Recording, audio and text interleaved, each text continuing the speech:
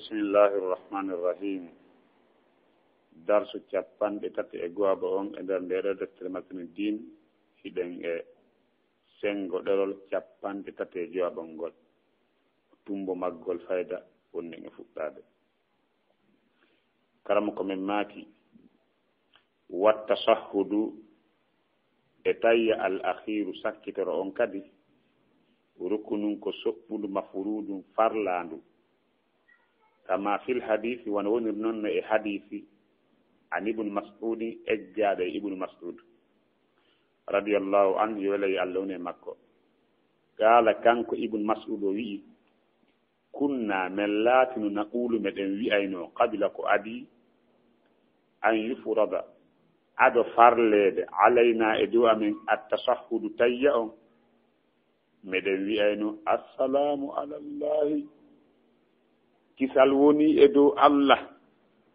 min ibadihi immodde jiyaɓe makko ɓen assalamu kisal woni ala jibrila e hoore jibril wa mikaila e mikail on say fa qala annabiyu sallllahu alayhi wa sallama annabajo on maaki la taqulu wota on wiw assalamu ala llahi kisal woni edo Allah min ibadihi immodde jiyaɓe makko ɓen fa inna Allah huwa assalamu kanko woni hisuɗo hisnayɗo kadi walakin koni ɓuulu wi'e attahiyatu hiwrango lillahi ko Allah wodani wassalawatu e julɗele ɗen kadi ko Allah wodani wattayibatu ko laaɓi kon kadi lillahi ko Allah wodani assalamu alayka kisal woni e dowma ayyuhan nabiyyu ko ayyu annabajo Allah wa rahmatullahi e yurmede Allah wa barakatuhu e barki makko assalamu alayna kisal woni e dow amen menen kadi wa ala ibadillahi salihin e dow kala jiyaɓe Allah moƴƴiɓe ashhadu miɗa seedo seedande gonga alla ilaha wonde ala reweteɗo e gonga illa llahu ko hina Allah wa ashhadu miɗa seedo anna muhammada wonde muhammad o abduhu ko jiyaɗo Allah wa rasuluhu ko nelaɗo Allah wa ma'ana kono wonnon ma'ana attahiyatu ko woni ma'ana o tahiyatu ɗo hiwrango ɗo jami'u ta'zimatu ko dendangal mawninirɗi ɗin fof lillahi ko Allah wodani dendangal mawninirɗi ɗin ko Allah wodani mulkan ko kanko jeyi watti higagan kankadi foddi e mum kiɗa jonne goɗɗum tawa ɗa jeeya goɗɗum tawa fodda e mum Allah noon mawninirɗin fof ko kanko jeyi ko kanko kadi foddi e mum mislu sifa al inhina'u ugginanagol ugginantadegol si wona Allah naayagol ko Allah tun naayante war ruku'i e waɗugol ruku'u kadi ko Allah tun waɗante wassujudi e sujjugol kadi ko Allah waɗante wal baqa'i e heddagol waddawami e duumagol ɗum ɗon fof ko Allah tun wodani wa jami'u e dendangal ma yu'azzamu bihi dendangal ko mawninirte Allah rabbul alamin jiɗo tagore nden kala ko mawninirte Allah fa huwa ɗum lillahi ko Allah tun wodani kala ko tawi Allah no mawninire kanko tun waɗante faman sarafa kala ittuɗo minhu e ɗi mawninirɗi Allah shay'an goɗɗum o yilti o waɗani li ghayrillahi ko hina Allah fa huwa haray kanko mushrikun ko o sirkanɗo Allah kafirun ko kefere jeddo karama komin maki wassalawatu julɗele ɗen ko fanda ɗe julɗele ma'anaha yani ma'ana ɗe julɗele ɗo jami'u da'awati ko dendangal noddangoji ɗin dendangal noddangoji du'aji ɗin fof ko Allah waɗante wa qila wi'ama ko fanda salawatu on wa qila wi'ama as-salawatul khams woɓɓe fii ko fanda ɗum ko julɗele ɗen joyi fanda ɗum fof no wawi wonde gonga wa tayyibatu ko laaɓi kon lillahi ko Allah wodani fi hon ɗum Allah tayyibun Allah ko laaɓuɗo inde makko ɗen ko laaɓuɗi sifaji makko ɗin ko laaɓuɗi golleji makko ɗin ko laaɓuɗi wala yaqbalu Allah jaɓata minal aqwali immorde konguɗi wowleteɗi walla amali e golleji huweteɗi illa si wona tayyibaha ko laaɓi kon e muɗum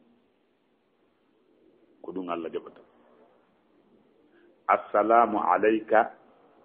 kisal woni e dow ma ayyuhan nabiyyu ko ayyu annabajo Allah wa rahmatullahi e yurmede Allah wa barakatuhu e barki makko ɗo joni tad'u linnabiyyi ko hiɗa du'ano annabajo on kadi sallallahu alaihi wasallam toranoɗamo bisalami kisal wal rahmati e yurmede wal barakati e barki walladi on yudu'a lahu nelaɗo ko o du'anteɗo nelaɗo sallallahu alaihi wasallam ko o du'anteɗo ma yudu'a o noddetake de ma Allah wondude Allah nelaɗo ko du'anteɗo o noddetake wondude Allah assalamu alayna kisal woni e dow amin menen kadi wa ala ibadillahi salihina e dow jiyaɓe Allah moƴƴuɓe ɓen ɗum ɗon kadi tusallimu ala nafsika ko ya salmin e dow wonkima kinta o wa ala kulli abdin e dow kala jiyaɗo salihin moƴƴo fi samai wonɗo ko kammu dowga wal arde kaleydi immode malaikaɓe fof wonɓe dowga e yimɓe wonɓe kaleydi ga wassalamu ko fanda kisal du'a on ko du'a noon assalamu aleykum ko du'anagol on tigi wassalihuna yimɓe moƴƴuɓe ɓen yudu'a lahum koyeɓe du'ane wala yud'awna ɓe noddetake de ma Allah e wondude Allah teddugal mum e ɗum ko ɗo woni en darade kadi taho yo Allah hawrdin e sawaba nam ittoɗe joni noon ɓe holli watta sahudul akhiru tayya sakkitoro on rukunum ko soɓɓunu mafrudum farlandu tayya sakkitoro on konngol tayya on attahiyatu billahi on ngol konngol jango ngol konngol ko farilla ka julde jooɗanagol on tayya ɗon kadi ko farilla e mazhabuji go'o wono imam maliki ɓen ɗon holli wonde ko sunna muakkada ko sunna tentinaɗo yo Allah hawni e sawaba donc no haray min miɗo jogiti ko farilla min ko ɗum ka wonki an hella ɗon tawi sakka tan ko farilla mi jogitimo yo Allah hawni e sawaba donc haray ɓe holli watta sahudul akhir rukunu mafrudu tawi sakkitoron ko soɓɓulu farlaɗo dalilu mu'um kama fil hadis wono wonir noon e hadis ibnu mas'ud eggude abdullah ibn mas'ud radiallahu anhu joweli Allah woni makko abdullah ibn mas'ud hay goto e majjaka on wawnoɗo janngude qur'an kan laaɗo mato yani qaala abdullah ibn mas'ud wi kunna min latno naqulu meɗen wi'ayno qabla an yufrada alayna aɗo farlede ay jentode ibnu mas'ud wi kunna naqulu min latno meɗen wi'ayno qabla ko adi an yufrada aɗo farlede alayna e ɗo men attasahudu tayya on kono ɗo o wiyali ko arno wiyali ko sakkiton kono wi ko ad tayya on farlede meɗen wiyayno assalamu ala llahi kisal woni e dow Allah min ibadihi e immode jiya makko ɓen est ce que jiya ɓen no wawi hisinde Allah assalamu ala jibrila ko ɗum si goɗɗo kala ko goɗɗo waɗi e hoore gam e ɓaawo gandal mi waɗi ɗum kono mi anda awa men ɗaɓɓirama ɗum awa waɗu ko annduɗa kon ko anda kon tawa ɗum nde tawno ɓeɗo wona e gandal ɓe waɗirno ɗum ɗo ɓe faljuno assalamu ala llahi min ibadihi kisal woni ɗo al immode jiya makko ɓen jiya ɓen no wawi hisinde Allah la assalamu ala jibrila kisal woni ɗo jibrila o mikail nelaɗo ɓawo nani ɗum fa qala annabiyu sallllahu alayhi wa sallam neɗo annabajo maaki la taqulu assalamu ala llahi wota on wi'u kisal woni e dow Allah min ibadihi immode jiya makko ɓen fa inna lana allah huwa salamu ko kanko Allah woni hisuɗo kankadi hisinta Allah ko hisuɗo assalamu lmumini lmuhaymini l azizu ljabbaru mutakabbir Allah ko hisuɗo e kala ayiide e kala ko ɗusti ko o woɗɗiti e kala ko tawi ɗi tawi no wonde ɗitande Allah ko hisuɗo wota wolɗum joni ɓaaɓe haɗama ɗum ɗa ko honno ɓe yamira walakin ko woni ɓuulu wi'e sa uddani goɗɗo dambugal goo a fermitanaymo gongal ka o yaltira na ɗum gasta donc ɓanelaala uddingal dambugal wigol assalamu ala llahi o uddi dambugal goo o wi walakin kono ɓuuɗu wi'e attahiyatu lillahi hiwrango ko Allah wodani wassalawatu e julɗele ɗen wattayibatu e ko laaɓi kon lillahi ko Allah wodani assalamu alayka kisal woni e dow ma ayyuhan nabiyyu ko ayyuhan nabajo Allah wa rahmatullahi e yurmede Allah wa barakatuhu e barki makko assalamu alayna kisal woni e dow amen menen ɓe juulayɓe ɗo kadi wa ala ibadillahi salihin dow dendangal jiyaɓe Allah moƴƴoɓe kammo e ka leydi ashhadu mbiɗa seedo an la ilaha illa llahu ala rewetede ko hina Allah wa ashhadu mbiɗa seedo anna muhammadan no muhammadu abiduhu ko o jiyaɗo Allah wa rasuluhu ko nelaɗo makko tayya on no mari sigaji buy attahiyatullahi azzakiyatullah no toon kono ko ɗo ɓuri laɓede ko ɗo ɓuri laɓede min ko mi watta joni noon siro tayya on joni wa maana attahiyatu e holli ɗo wo ko woni maana o tahiyatu ɗo hiwrango ɓa ko ɗum firde hiwrango ka ko woni firo ɗum awa définition ɗum tahiyatu on jami'u ko dendangal atta'zimati dendangal mawnidirɗi ɗi fuu lillahi ko Allah tun jeeyi jeyal makko ngal noon ɗum e ɗum mulkan ko ka jeyal ko kanko jeeyi wastigaga e ka foddugol e mum kadi mi wiwma hiɗa jonne goɗɗum tawa ko an jeyi tawa a fodda e mum hiɗa fodda e goɗɗum ronka hendade Allah noon mawninirɗi ɗin fof ko kanko jeyi awa ko kanko kadi foddi e mum na goɗɗo go jami'u ta'zimat dendangal mawninirɗi ɗi lillahi ko Allah waɗani mulkan ka jeyal wastigaga e ka foddugol e mum kadi voilà mithlu sifa al inhina'u ugginagol ko ugginagol ngol har hewtaru kuwo ay woɓɓinata assalamu aleykum uggino hiwrowo goɗɗo ugginantake ko Allah fu ugginante voilà war ruku e waɗugo ruku ruƴƴantake ugginantake ka hoore koppisi won Allah was sujuude sujjugol ko Allah waɗani wal baqa e heddagol ɗo ko Allah tum waɗani kullu shay'in haliku illa wajhahu kullu man alayha fani wa yabqa wajhu rabbika dhul jalali wal ikram waddawame duumagol fof ko Allah tum woɗani ko Allah woni hankin ko kanko hande ko kanko janngo ko kanko ko Allah tum noon wa jami'u e dendangal ma yu'azzimu bihi kala ko mawninirte rabbul alamin jiɗo tagore nden kala ko Allah mawninte ko fof kanko jeeyi fo huwa ɗum lillahi wa jami'u e dendangal ma yu'azzamu bihi dendangal ko mawninirte rabbul alamin jiɗo tagore nden fa huwa ɗum ɗon ko mawninirte Allah kon lillahi ko Allah tum wodani waɗantaje goɗɗo ko ina kanko faman sarafa kala ittuɗo mindu e mum shay'an goɗɗum li gayri llahi o waɗani ko hina Allah fof haare kanko mushrikun ko sirkuɗo kafirun ko kefero naudu billahi min dhalika sikki o ala no kala ko mawninirte Allah on moƴƴere mum heewi o towi ka sujud ruku du'agol toragol Allah e sattede e bakkitagol sanga tampere jippi si goɗɗo waɗani ɗum ɗon ko hina Allah on mo towi jantore muɗum towi sifaji muɗum on waɗɗo ɗum haray ko kefero hare o sirkani Allah e ko hina Allah o hawtidi goɗɗum Allah ko Allah heerori wote sirk koko Allah jeeyi kon kanko tun ƴetta wattida wiya kala kaari hawti ɗum sikki ha on noon ko kefero alhamdulillah sawaba wa salawatu julɗele ɗen cela veut dire quoi maana julɗele ɗen jami'u da'awati dendangal du'aji ɗin fof noddangoji ɗin fof ko Allah tun torete wa ila wiyama o salawatu ɗo as-salawatul khams waɗi ko julɗele ɗen joyi ko Allah tun torete wa man yad'u ma Allah ilahan akhar fa innama hisabu inda rabbi yani la burhana lahu bihi fa innama hisabu inda rabbi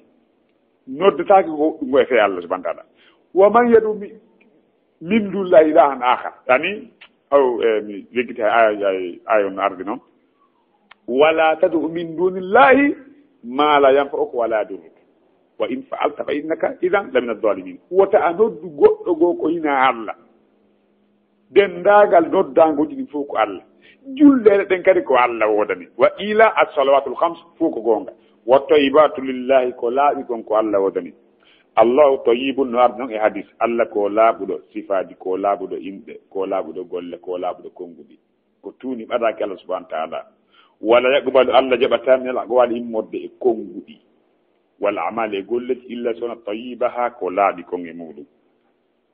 donc kala ko tawi hawtidama e Allah goɗɗum haren ɗon soɓi ñiddi kala ko tawi jerdama tawi o nanelaɗo jirdi noon ɗum noon kadi soɓi jirdi ñiddi Allah faalaka ɗum ɓaawo ɗon o wi assalamu alayka ayyuhan nabiyu wa rahmatullahi wa barakatuhu. kisal woni e dow maako ayyo annabajo Allah e yurmede Allah e barki makko. ɗum ɗo tad'u linnabiyi sallallah alih w sallam ko yaa du'ana nelaaɗo toronoɗamo bisalamati kisal yo Allah hisinmo yo Allah hisin diina makko kan yo Allah hisin diina makko kan yo Allah hisin ɓandu makko ndu war rahmati